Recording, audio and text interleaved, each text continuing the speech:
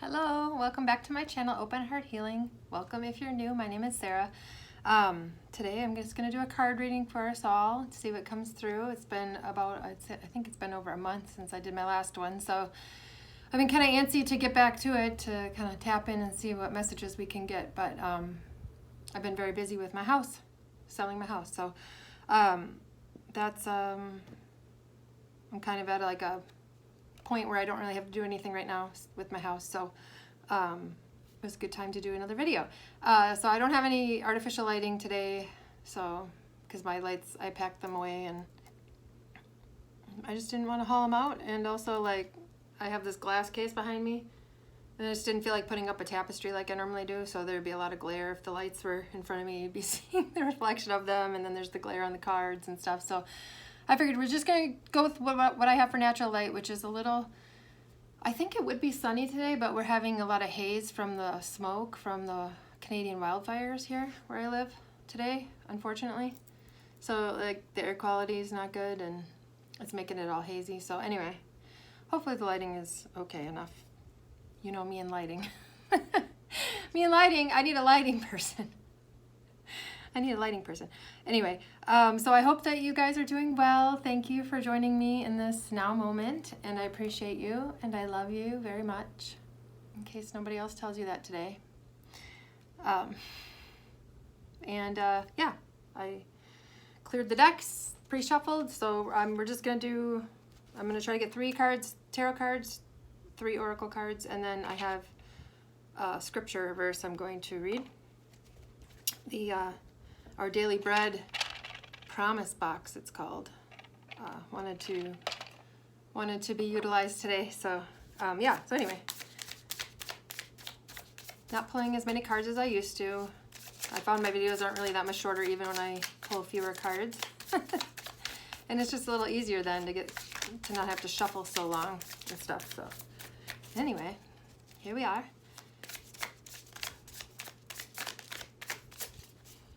So it's always my intention that these readings are timeless, and that at least one message will resonate with each person who watches my video, no matter what point in time you're watching this. So I don't get a whole lot of feedback on my videos, and that's okay. I only have like a little over 80 subscribers, I think. So it's to be expected. I don't get a whole lot of interaction or views on my videos, but I appreciate all of you who do watch my videos, and especially those of you who take the time to comment, even if it's just an emoji or a heart or anything. Lets me know that you're supporting me, which is nice, but it's all right. Sorry if I don't get a lot of that. My goal, I really did have the goal, like I just wanted to reach 100 subscribers. Like that was kind of my goal. I got up to 88 at one point. I had 88. That was my high number. And now I think I'm down to like 84 or something.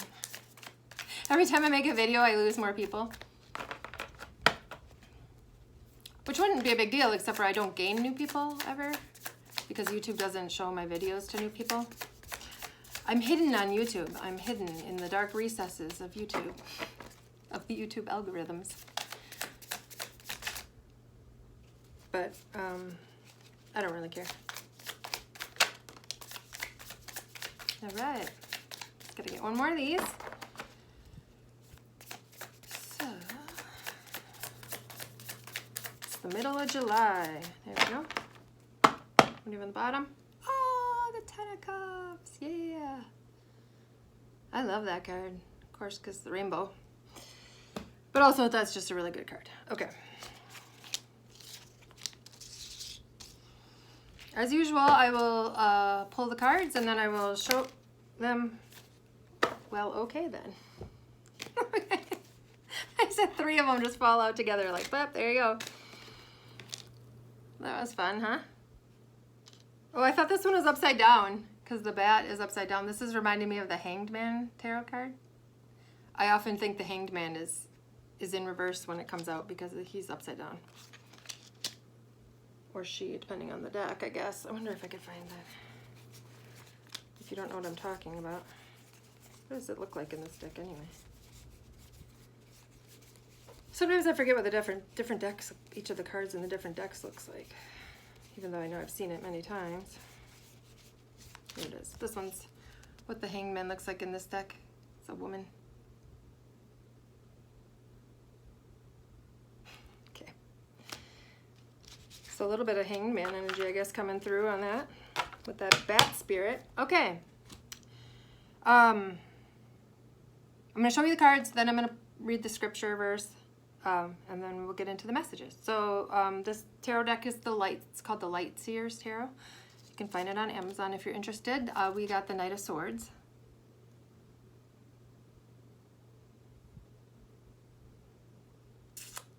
And sometimes when I get this card, I get that song in my head. I think it's a Pink song. And it says, like, I'll be running just as fast as I can to the middle of nowhere.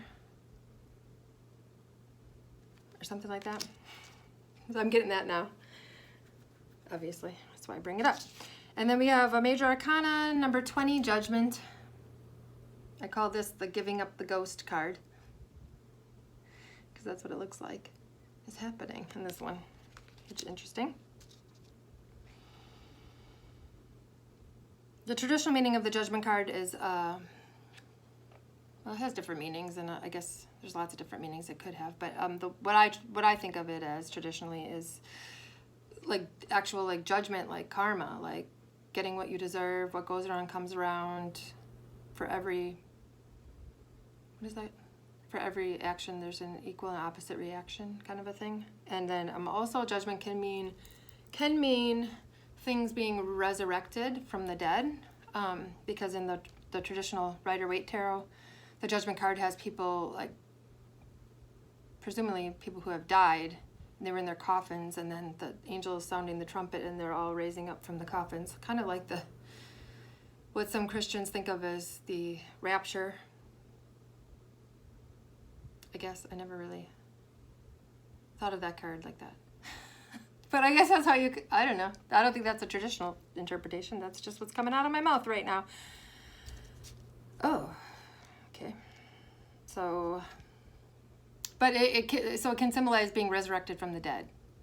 Like something being resurrected from the dead, something from the past returning, something being revived that you thought was over, something like that. So it could be someone from your past coming around. Now this isn't for everyone, and this card will have different messages for different people. That's why I'm saying all of the things that I'm getting with each of the cards, so that you can just take what resonates with you. I don't like to give people...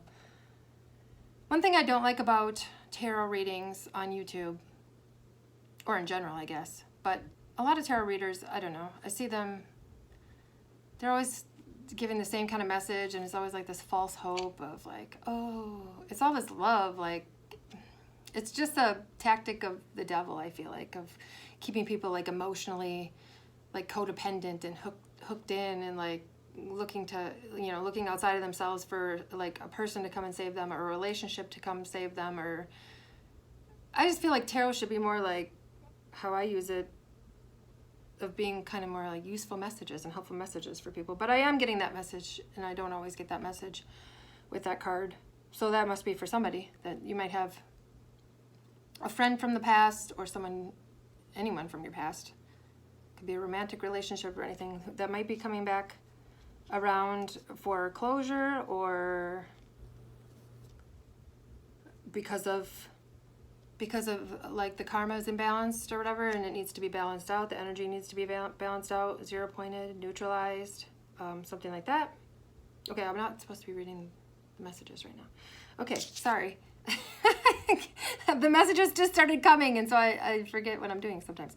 Okay, then we also have the Ten of Swords, which in the traditional tarot is a terrible, terrible card, because it's got a guy laying on his stomach with 10 swords sticking out of his back, like he's just been stabbed in the back a bunch of times, and that's always a card of betrayal. But this card obviously doesn't have that same like jarring symbolism on it. So this one is a little more hopeful always to me. Like, right, like she's still standing up even after all she's been through, even after all the time she's been stabbed in the back or betrayed. It's like maybe she was laying down on the ground, but she's managed to pick herself back up, or maybe she had help from friends to pick herself back up so that she could be standing and like looking towards the future, looking towards the horizon, being hopeful. And even though, like, so these birds in this deck, the birds symbolize swords. So it has 10 birds here. So these would be like the 10 swords that were in the man's back. But here they're just like, they're not touching her, right?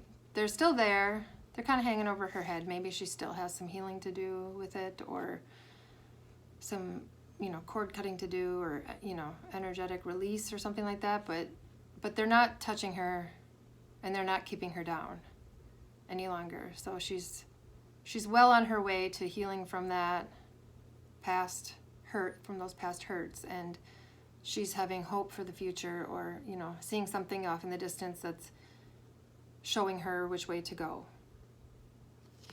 Again, not supposed to be getting the messages yet. Okay. And then this is the Spirit Animal Oracle deck. And we got number 5, Bat Spirit. A rebirth is assured.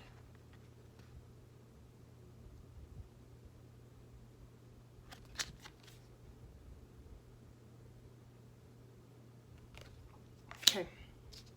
Number 3, I'm trying not to give the messages that I'm getting. Number 3, Armadillo Spirit. Set healthy boundaries. It's always a good idea to have healthy boundaries.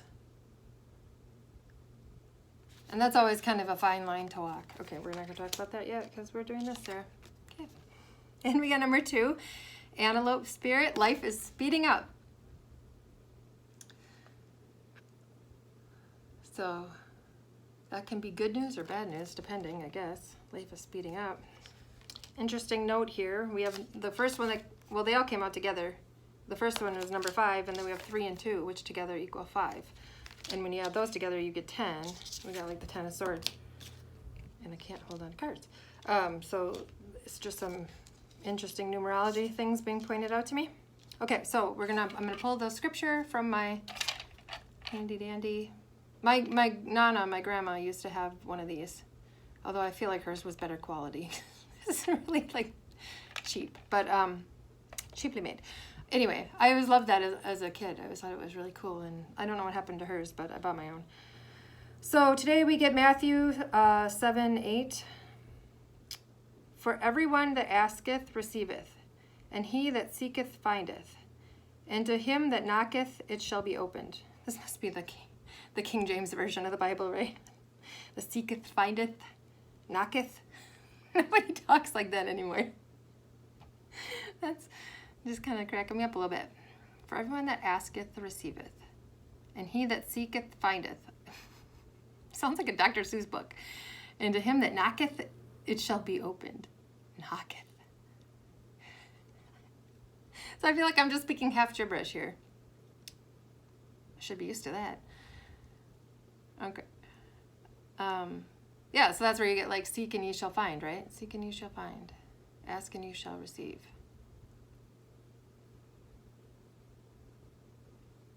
So I'm getting the message with that. This verse is telling me that you can't just sit around and wait for something to happen. That you have to put in some kind of effort or some kind of intention into creating what you want to see in your life. So you're a co-creator with God, which means that you can't just sit there and let God do all the work. You have to also put in the work. So it's taking inspired action. It's not just jumping into something willy-nilly and not giving it any thought, but sitting and meditating on something.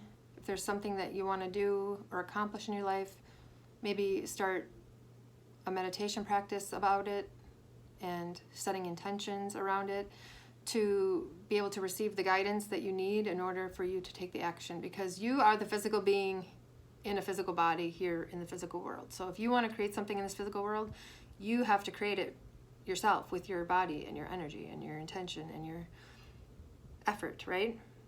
So that's what I'm getting from this today.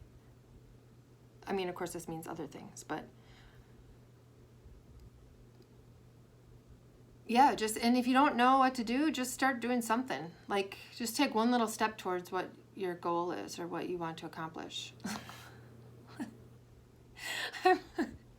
This is just kind of ironic that I'm the one saying this, because I need to take my own advice here, I guess, a lot of times. Sometimes I just like sit around, I'm like, okay, tell me what to do. And they're like, how about just start moving and then we'll direct you. We can't get you where you need to go if you don't move. So yeah, that's what I got on that. Huh. And then the other side, because these are double-sided, which is kind of nice. So the other side is Psalm 32:8. I don't know how to say that. Is it like book 32, verse 8? Or verse 32:8? I don't know how to say it. See, I was kept out of organized religion intentionally because I wouldn't have been able to receive the messages from Jesus that I have if I had been indoctrinated into organized religion, because some of the things he says goes against the church, and so I would have had a hard time accepting those truths, except that I wasn't indoctrinated, so I don't have that charge about it or that preconceived notion about things so much. Anyway, so this Psalm 32:8 is, I will guide thee with mine eye. And I've never heard that Bible verse before, I don't think. I will guide thee with mine eye, and mine is capitalized. So is that supposed to be God talking?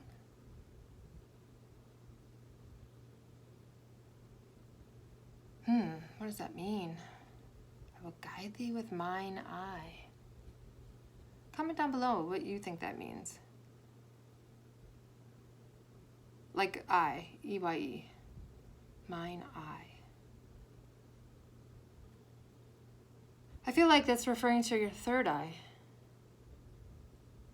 That's the eye of God that we have inside of each of us. I don't know if that's what it's supposed to be, but that's what I'm getting from it, I guess. Is it like, allowing your third eye to show you the way, because those visions come from God. Interesting. Okay, moving on. All right, so I showed you the cards. I already told you some of the messages, so that's good. We're like halfway there.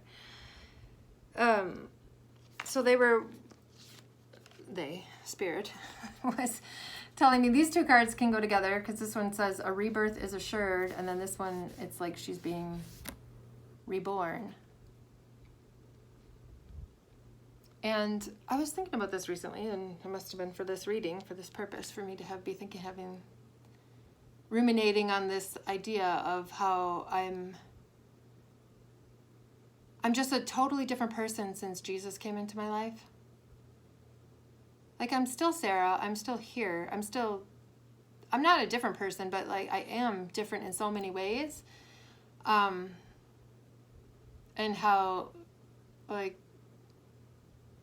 connecting with Jesus and hearing Jesus and listening to Jesus has completely transformed me, though, and changed the way that I look at the world, even, and changed my energy, and changed the way that I interact with people, and in the way that I show up in the world is a very different than it used to be. And I'm better. I'm a better person now than I used to be, I would say. I'm still not perfect. I still have flaws. And there are a lot of people who think I'm not a good person and not doing good things, but I don't listen to those people. I only listen to God and Jesus. Those are my only authorities. There's no human who has authority over me to tell me what's right or wrong or good or bad or how to live my life or what I should be doing. I just follow my own internal compass, which is God inside my heart. And anyway,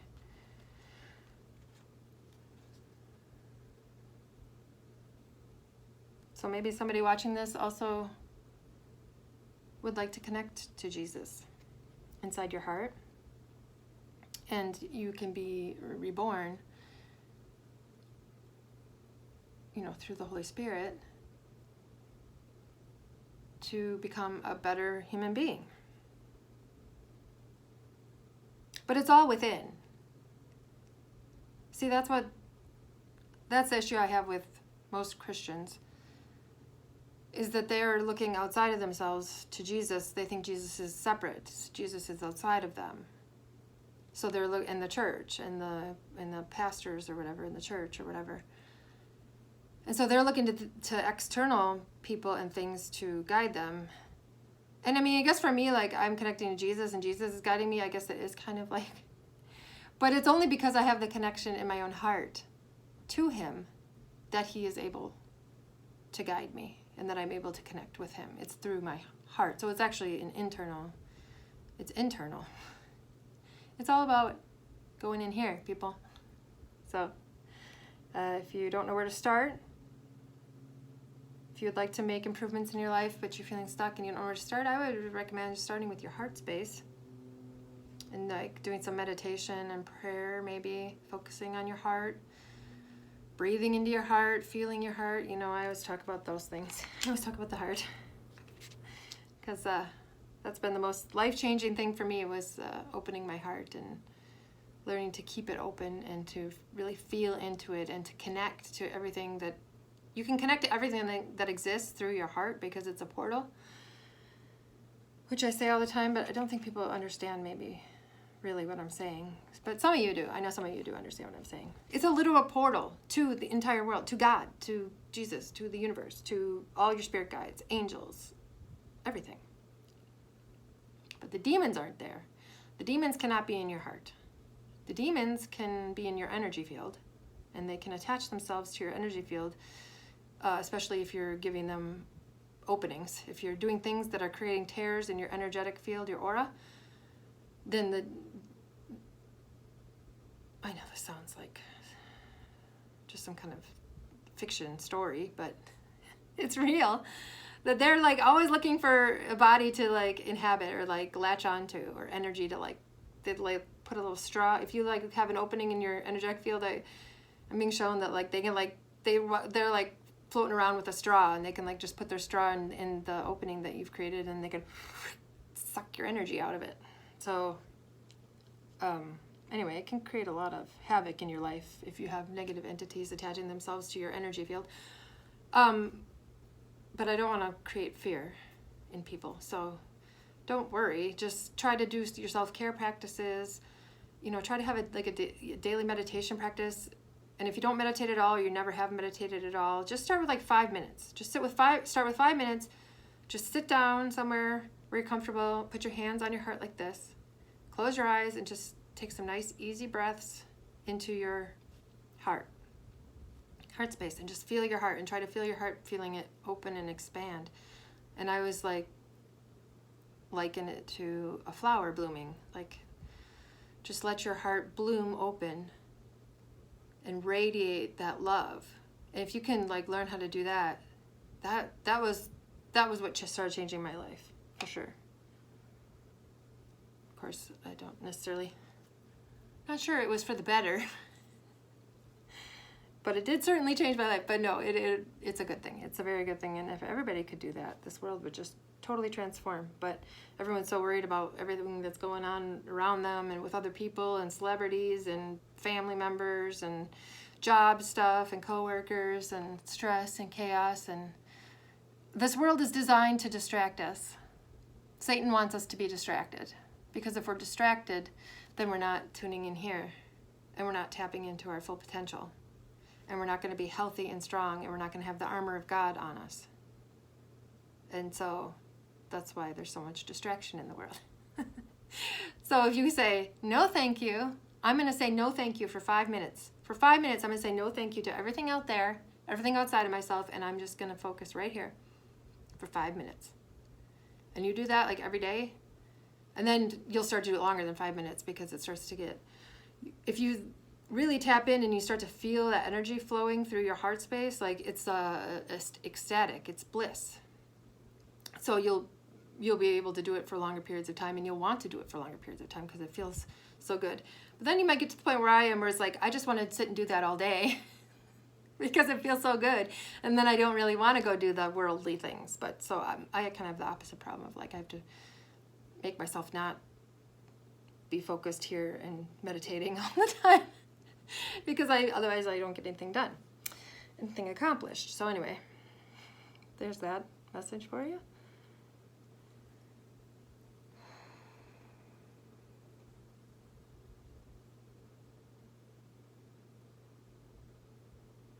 Okay, so I'm being shown these goggles. They're like aviator goggles, like pilot goggles. I don't know.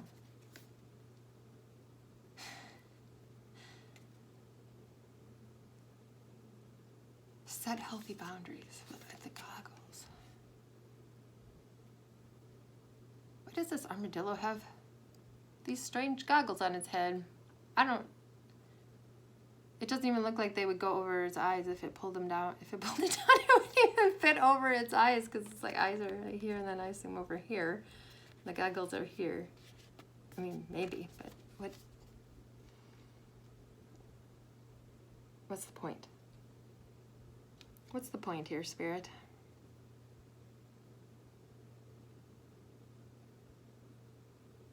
They're saying not everything has to make sense, just go with it. Okay, Spirit. That's true too, that's funny. If you've ever watched a movie with me, you may, which most of you haven't, but if you have, you may have, like, I'll be like watching a movie with people, and or even by myself I'll do it, but it drives other people crazy. We'll be watching a movie and I'll be like, well, why did they do that? Because that doesn't make any sense. Like, logically, that doesn't make sense that they did that. And then the person with me will have to say, Sarah, it's just a movie. It doesn't have to make sense. Because I always just think everything should make sense. But sometimes it's not meant to make sense. It's just meant to give you a message or something. All right. Okay. So, pilot, and then the set healthy boundaries is telling me, like, you are the pilot of your life. You're in charge of flying your airplane. You're in charge of getting yourself from point A to point B, whatever your destination is. So, and the way that you can do that, navigate through, is by setting boundaries and by... I'm getting the emphasis on healthy boundaries, because you don't want to just like wall up your heart, close up your heart and wall up your heart and be like, there's my boundary, nobody can get in. Like, nobody can get close to my heart. And my heart's all protected and closed off. Well, that's not healthy, right? It's not healthy to have like a closed up heart, like behind a brick wall. But so that's kind of a tricky thing to navigate, like a healthy versus maybe not such healthy boundaries, which I struggle with too, of like, okay, so what I try to do is I just try to come from a place of love, no matter what I'm doing. So if there's somebody in my life and over and over again they've done things that don't really feel good to me, or don't make me feel good, or just feel a little off or icky, you know, I might have to kind of distance myself from that person. But I don't do it with like a you're bad and I don't like you and you need to stay away from me vibe, but more of a like, I love myself too much to let myself be subjected to this energy over and over again that is being detrimental to my well-being. And so I'm just going to set a boundary to protect my energy. Again, not in a way of like, I'm scared and I need to be protected, I need to protect myself, but more of like, I love myself and I'm worth setting those boundaries and protecting myself. I hope that makes sense to you. So that's how I do healthy boundaries.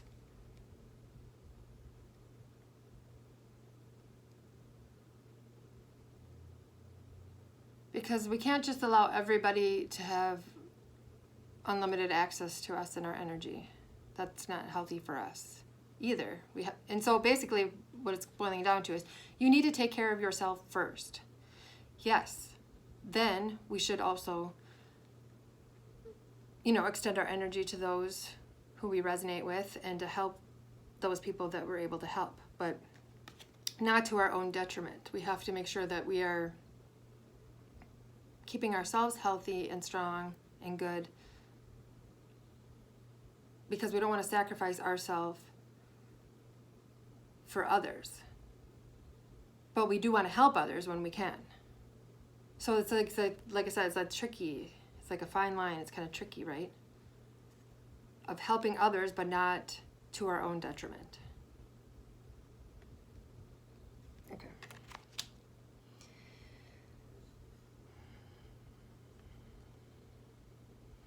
And then these easily go together. Life is speeding up, and then he's running.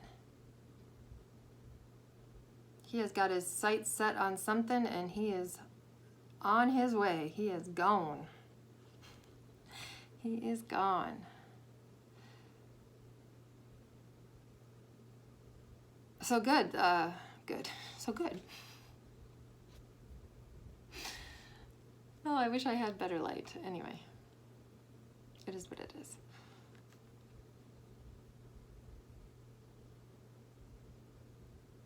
And now I'm getting the Violent Femmes song in my head. I don't even know what it's called. Gone, Daddy Gone. I don't even remember. That's the only part of that song I remember. And then it's the Violent Femmes. Is that right? I don't know. So now I guess I'll have to look at the lyrics of that song or listen to it or something, but. So there's some movement here anyway. If you've been feeling stuck, stagnant, it's go time. It's time to move. It's time to go, which if you've been following my story, you'll know this resonates with me, because it is literally time for me to move. I have to move this out of this house soon. Yeah, so change is hard, and it can be stressful. Transitions, like especially for someone like me, I have a lot of fixed energy in my chart. And I don't mind change, but I just don't like the transition time of going from one situation to another. I just like being in the situation. Like, okay, I'm here, and now I like to just magically snap my fingers, and boom, I'm in my new place, and this is all done. And I don't have to do the actual work of packing everything up and moving and just not even just the physical labor of it, but just it's very stressful of being in limbo. Makes me feel insecure, makes me feel ungrounded. So I have to work to ground. I guess so. I guess that's one of the messages. If you're going through a lot of turmoil, or if there's a lot of stuff happening in your life, you're going through a lot of things. If you're having a lot of stress, try to remember to stay grounded and stay centered. You can do that through your breath, again, breathing intentionally, deep breathing. Of course, I've mentioned throughout these last few years I've done this channel. Of course, most of you haven't probably seen those videos, but I've mentioned different ways to ground. You can walk barefoot outside. Being in water, I found, is grounding. And then there's crystals you can use, stones. Smoky quartz, hematite are good. Black tourmaline. Those are my top 3 grounding stones, I would say, probably. But maybe you need to make sure you're focusing and intentionally grounding. So if you're feeling really out of sorts, or kind of blowing, you're feeling like you're just blowing in the wind, and you don't know, you feel like you're not really in control or something, I don't know. Yeah, I'm just getting that you maybe need to get grounded. And so some of those things I mentioned can help. There are essential oils that are grounding too. I can't remember, like the tree ones, I think, because they're trees, are good ones. But I don't really remember anymore all the different, I think sandalwood and cedar wood are probably good. Okay. So get grounded. And also Hope you have your running shoes on. Someone gonna be running? Someone running? Maybe someone is like starting to train for some kind of a race or something. Because I don't know why I got that. Hope you have your running shoes on. Oh boy. That sounds maybe a little too fast paced for me. Just kidding. It's fine.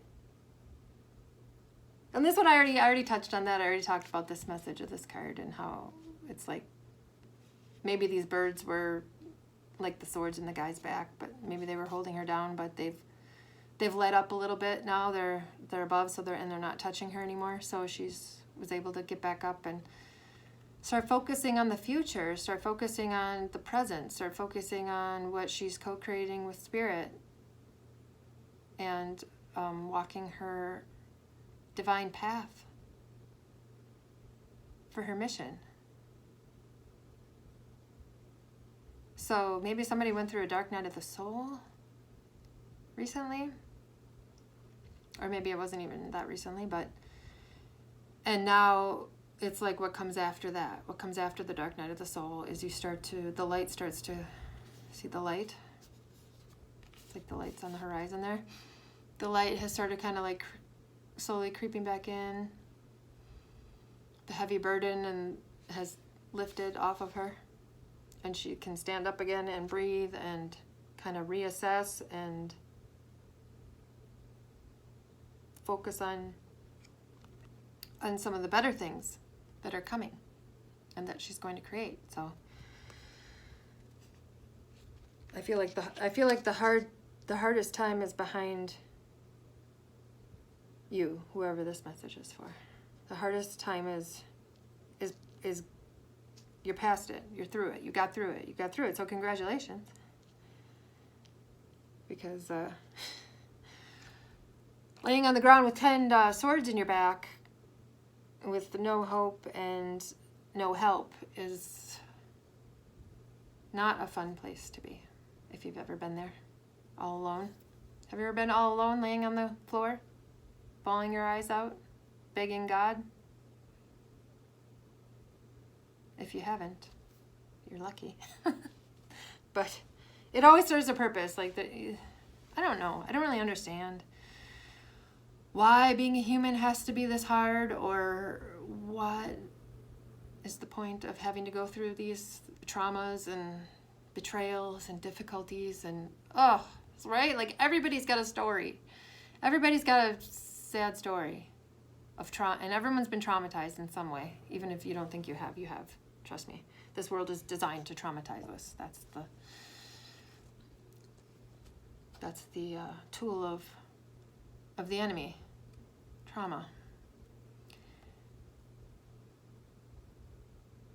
Now I forgot what I was saying. Oh, but everyone's been traumatized. So I don't know. Like, it's just part of being human, and we just have to accept it, I guess. We just do the best we can and try to learn the things we're supposed to learn from these experiences and keep moving forward, and just every time we get knocked down, just keep getting back up. Even if you have to lay down on the ground for a while, fine. Lay there as long as you need to. But then get back up. Or like hopefully someone will come along and reach out their hand and help you back up. So, and that's what I try to do for others. If they're struggling, I try to offer a hand in any way that I can, which is usually not that much, but even a little bit. Even as like a kind word, if you're really in a bad place, just one kind word can, right? It can totally change everything. It means so much to you. So don't forget that. Don't forget that one kind word could change someone's life. So always be kind of like on the lookout for ways that you can offer love to people. Even if it's just one kind word to a stranger. You never know. And God sees everything. So everything counts, you know, the good and the bad. Everything counts. Just seeing if there's any other messages from these cards, or if that was it. I think I touched on all of them at least once.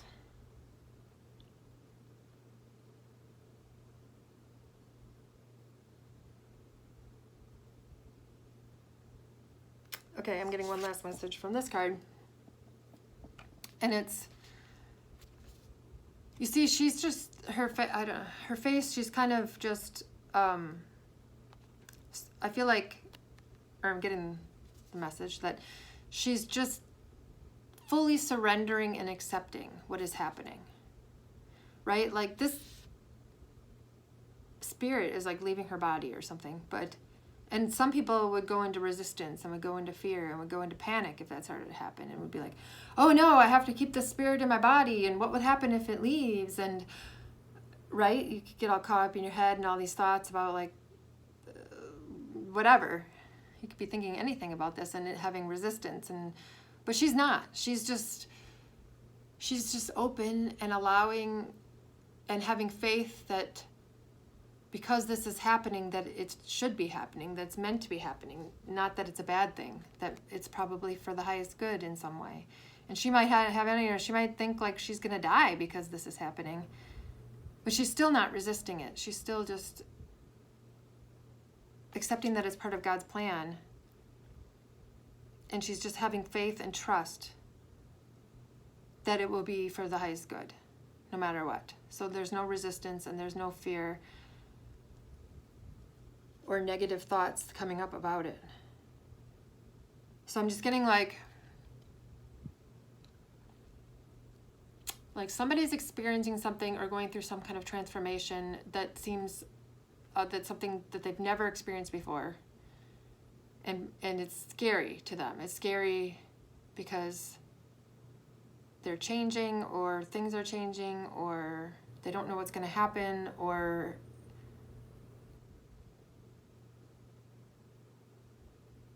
something like that. But just have faith that it's going to be okay if that's for you. It's going to be okay. Everything is going to work out, and you're going to be like a new and improved version of yourself once you're on the other side of the experience. Oh, I'm also getting a little bit of, for somebody maybe, it might be chemically induced, a chemically induced experience, we will say. Do you know what I mean? Of some kind. Like mushrooms or ayahuasca or something like that, if someone is, doing those kinds of things. If you choose to do that, if you start to have an experience and you get scared, just remember to breathe and just tell yourself, I'm safe and everything is going to be okay. I'm safe, everything is going to be okay. And just allow the experience to unfold without fear. Because if you start getting scared and resisting and tensing up in any situation, but especially like if you were, in an altered state, that can go very badly. So, but sometimes we have to be shown things that are not that fun or pleasant for a reason, because we're supposed to take a look inside of ourselves and look at our shadow side and face it and face our demons. If we have demons, we're supposed to shine the light on them and face them, and that's how we exorcise the demons out of us. And they may never be fully gone. Maybe they're always going to be hanging around, right? They might be like these birds. They might stay floating around just waiting for you to let them in again. But you don't have to let them in, and they don't have to affect you.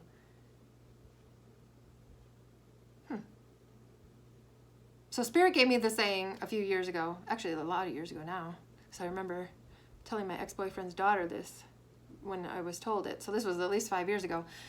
Spirit told me, if you can name it, you can tame it. And that's just the easy way of explaining, like, well, it can work on multiple levels, I guess, but also it can be like whatever demons you have, like your shadow side. If you can shine the light of awareness onto it and see it for what it is and recognize it and acknowledge it and be aware of it, then you can keep it from having power over you. You can keep it from having control over you. I just saw 44:44 on the clock. So this video is too long now. Okay. Well, I'm almost done.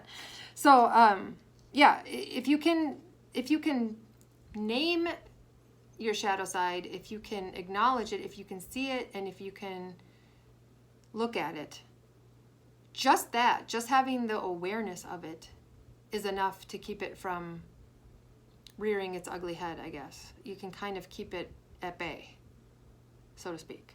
I guess this is a really good analogy of like, so like, let's pretend that this is her shadow, the different parts of her shadow side, the different demons or whatever that she had in her field.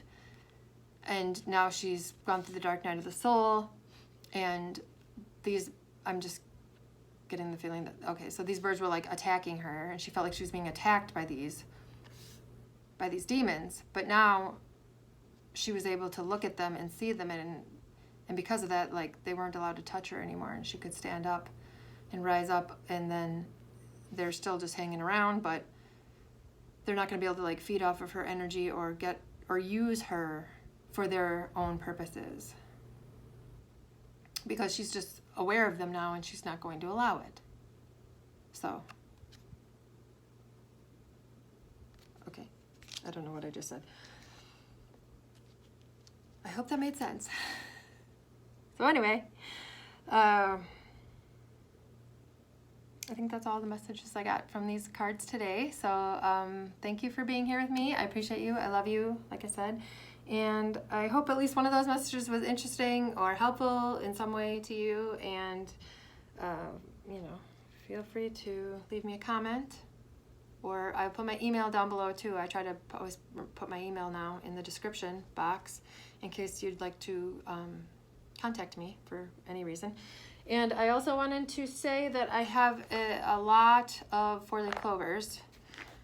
This isn't even all of the ones I have, but this is full. This is full, you guys. How many are in there? Hundreds. That's probably like 200 four-leaf clovers. So, my time here at the clover farm is almost over, because my backyard, I call it the clover farm. That's where I harvest all my four-leaf clovers. But I have so many. I mean, so even though I'm not going to have access to this backyard anymore and be able to find these clovers like this, I still have so many. And I don't have very much opportunity to give them away to people. So that being said, if you are in the United States and you would like one or more four-leaf clovers, please feel free to send me an email with your mailing address, and I will be happy to mail them to you free of charge, because I just like to share them with people. So, and if you would be willing to help distribute them into the world in your own way, however that might be, yeah, let me know that too. I'd be happy. I could send you like 20 of them or something, you know, if you want to. Some things I've done to give them out in the past, I've put them in library books so that somebody will in the future find them. I've put them in like journals at the store, tucked them into like the middle of the journal. I give them to servers with the tip if I go out to eat, but I don't really go out to eat anymore, so that I don't really get that option very often. And when I was doing showings on my house, I had them on the counter, and I had a note there telling people that they could take one if they wanted it. That I had a lot, and I just wanted to give them away, and actually quite a few people took them from there, so that made me happy.